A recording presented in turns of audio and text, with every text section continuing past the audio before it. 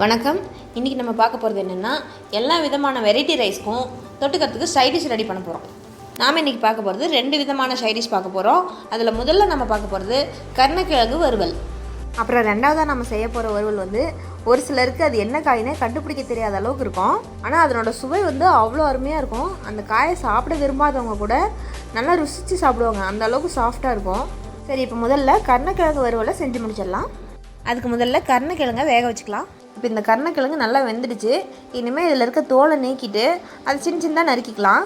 நம்ம சாப்பிட்றதுக்கு எந்த அளவுக்கு வேணுமோ அந்த சைஸில் நறுக்கிக்கலாம்.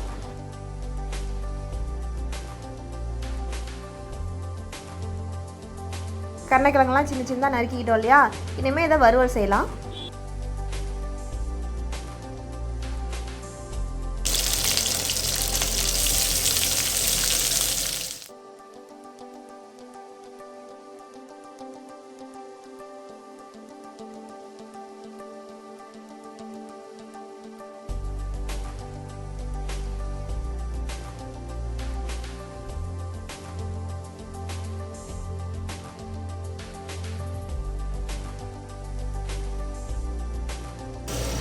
இது ஒரு சிம்பிள் டிஷ் தான், ஆனால் தயிர் சாதத்துக்குலாம் சும்மா சூப்பராக இருக்கும். இது தொட்டு சாப்பிட்டோம்னா எல்லாம் சாப்பிட்டோம்னா சூப்பராக இருக்கும். இப்போ இதெல்லாம் நல்லா கிளறி விட்டு இந்த கருணக்கிழங்குல அந்த உப்பு காரம்லாம் நல்லா இறங்கி சாப்பிட்றதுக்கு எல்லா பக்கமும் ஒரே மாதிரி இருக்கணும்.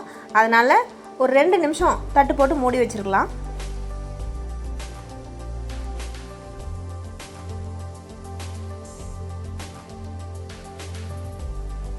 அவ்வளோதான், சுவையான கருணக்கிழங்கு வறுவல் தயாராகிடுச்சு. இப்போ அடுத்ததாக நம்ம செய்ய போகிற வறுவல் தான் என்ன காய்ங்கிறத நீங்கள் கண்டுபிடிக்க போகிறீங்க. இந்த காயை பார்த்த உடனே நிறைய பேர் கண்டுபிடிச்சிருப்பீங்க என்னென்னு. ஆனால் ஒரு சிலருக்கு புதுசாக பார்க்கும்போது இது என்னங்கிறது கொஞ்சம் டவுட்டாக இருக்கும். இந்த காய் என்ன காயின்னு கண்டுபிடிக்கிறதுக்கு நான் 4 ஆப்ஷன் கொடுக்குறேன். 1 வாழைக்காய், 2 உருளைக்கிழங்கு, 3 வாழைத்தண்டு, 4 முள்ளங்கி. பார்த்த உடனே என்ன காயின்னு கண்டுபிடிச்சிருந்தாலும் கமெண்ட்ஸில் சொல்லுங்கள். இல்லை இது பார்க்குறதுக்கு வேறு எந்த காய் மாதிரி தெரிஞ்சிருந்தாலும் அதை கமெண்ட்ஸில் சொல்லுங்கள். ஆனால் இது என்ன காய்ங்கிறத நானே இந்த பதிவில் சொல்லியிருக்கேன். இப்போ இந்த காயை வறுவல் பண்ணுறதுக்கு முன்னாடி இதில் கொஞ்சம் மிளகாத்தூள் உப்புலாம் போட்டு மேரினேட் பண்ணி இட்லி பாத்திரத்தில் வச்சு வேக வச்சிடலாம்.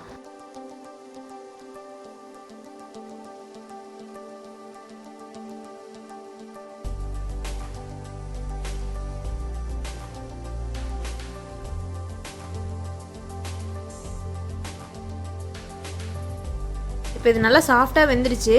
ஒருவேளை உங்களுக்கு வெந்துச்சா வேகலையான்னு தெரிலன்னா ஒரு காய் மட்டும் எடுத்து சாப்பிட்டு பார்த்துட்டு அதுக்கப்புறமா வேகலைன்னா இன்னும் கொஞ்சம் நேரம் கூட விடுங்க. ஆனால் இது வேகிறதுக்கு வந்துட்டு ஒரு 15லேருந்து 20 நிமிஷத்துக்குள்ளே வெந்துடும். இப்போ இதை எடுத்து வறுவல் பண்ணலாம்.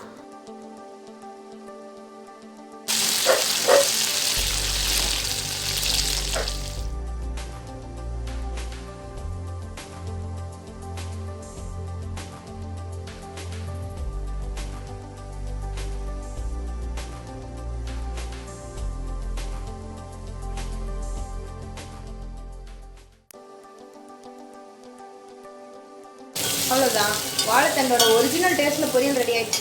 என்னப்பா இது பார்க்கறதுக்கு வாழைத்தண்டு மாதிரியே தெரியல. என்னது இது, வாழைத்தண்டு தானா? வாழைத்தண்டு மாதிரி இருக்கா இல்லையா? இல்லை, நம்பவே முடியல. இது ஆக்சுவலி என்ன உருளைக்கிழங்கு சிப்ஸ் மாதிரி, உருளைக்கிழங்கு செய்வோம்ல அந்த மாதிரி இருக்குது. வாழைத்தண்டு இது வந்து இட்லி பாத்திரத்துலேயே ஆவியில் வேக வச்சேன். அதனால் அந்த வாழைத்தண்டோட டேஸ்ட் சூப்பராக இருக்குது. நல்லா வெந்திருக்கா?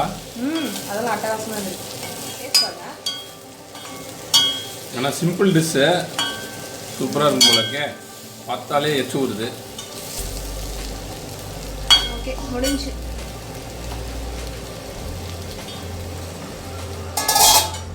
சுவையான வாழைத்தண்டு பொரியல் தயார், சாப்பிடலாம். ரொம்பவே சுலபமான 2 விதமான வறுவல் பார்த்தாச்சு இன்னைக்கு. இந்த 2 வறுவலுமே சுவை சும்மா ரொம்ப அற்புதமாக இருந்துச்சு. அவ்வளோ அட்டகாசமாக இருந்தது. சாப்பிட்டு பார்த்தா உங்களுக்கே தெரியும். நிறைய பேர் வந்துட்டு வாழைத்தண்டும் சரி கருணக்கிழங்கும் சரி அதிகமாக சாப்பிட மாட்டாங்க. ஆனால் இது 2மே உடம்புக்கு வந்துட்டு ரொம்ப நல்லது. அது இந்த மாதிரி செஞ்சு கொடுத்தோம்னா சுவை ரொம்ப நல்லாவே இருக்குது, நல்லாவே விரும்பி சாப்பிடுவாங்க. இந்த 2 விதமான வறுவலுமே எல்லா விதமான வெரைட்டி ரைஸ்க்கும் அப்புறம் பருப்பு சாதம், தயிர் சாதம் இது எல்லாத்துக்கும் அவ்வளோ பர்ஃபெக்டாக மேட்ச் ஆகும். இந்த மாதிரி செஞ்சு சாப்பிட்டு பார்த்து எப்படி இருக்குன்னு சொல்லுங்கள். கண்டிப்பாக எல்லாருக்கும் பிடிக்கும். எப்படி இருக்குங்கிறத கமெண்ட்லேயும் சொல்லுங்கள். அவ்வளோதான், இன்றைக்கி 2 விதமான வறுவல் செஞ்சாச்சு. மறுபடியும் வேற ஒரு பதிவில் சந்திக்கலாம். நன்றி.